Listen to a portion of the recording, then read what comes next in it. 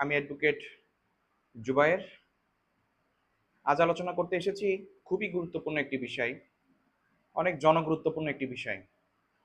আমাদের খুলনা অঞ্চল সহ বাংলাদেশের অধিকাংশ জেলাগুলোতে বর্তমান সময়ে যে বিষয়গুলো দেখা যায়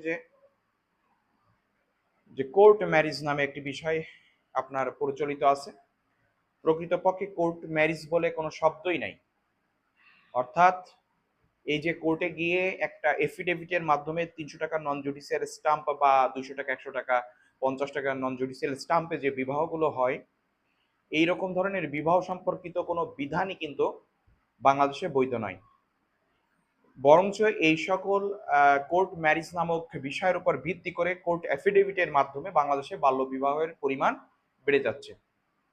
এবং শুধু তাই নয়, অনেক সময় দেখা যায় যে এমন হয় যে একজনকে ফুসলিয়ে তার বিশ্বাস অর্জন করে তাকে বলা হয় যে তোমাকে আমি বিয়ে করব, তোমার সাথে এখন আমি শারীরিক সম্পর্ক করতে চাই, আমরা তো একটা সময় বিয়ে করব। তো এইভাবে প্রতিশ্রুতি নিয়ে বিশ্বাস অর্জন করে একটা সময় বিবাহর পরে তারা একটি কোর্ট ম্যারেজ করে অথবা অনেক সময় করে না। ফলে দেখা যায় যে আমরা দেখেছি যে বা ওই মেয়ের একটি বাচ্চা হয়েছে, বা অনেক সময় দেখা গিয়েছে যে ওই মেয়ের যে শারীরিক সম্পর্ক হয়েছে পরবর্তী বিবাহ না করার কারণে তারা কিন্তু আদালতে এসে আবার মামলা দায়ের করেছে যে বিয়ের প্রলোভনে ধর্ষণ। তো এই সমস্যাগুলো কিন্তু আমাদের সম্মুখীন হতে হয়। এই ধরনের সমস্যা থেকে বাঁচার একমাত্র উপায় হচ্ছে রেজিস্ট্রি বিয়ে করা।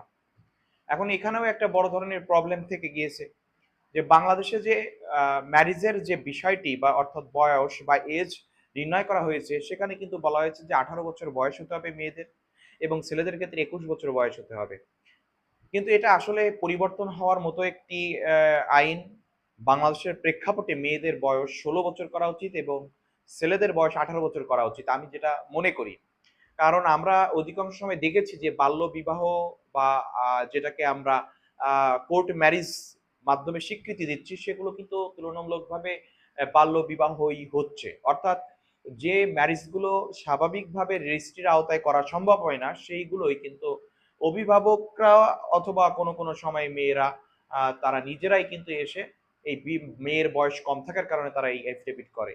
এটা মোটেও ঠিক নয়, এটা বেআইনি একটি কাজ, এবং এর মাধ্যমে আপনি আপনার যে মৌলিক অধিকার বা নৈতিক যে সুরক্ষা, সেই সুরক্ষা থেকে কিন্তু আপনি বঞ্চিত হবেন। তো এই দিকে আমাদেরকে খেয়াল রাখতে হবে। এই আইনটা আমাদেরকে সঠিক করতে হবে। ভালো থাকুন, সুস্থ থাকুন।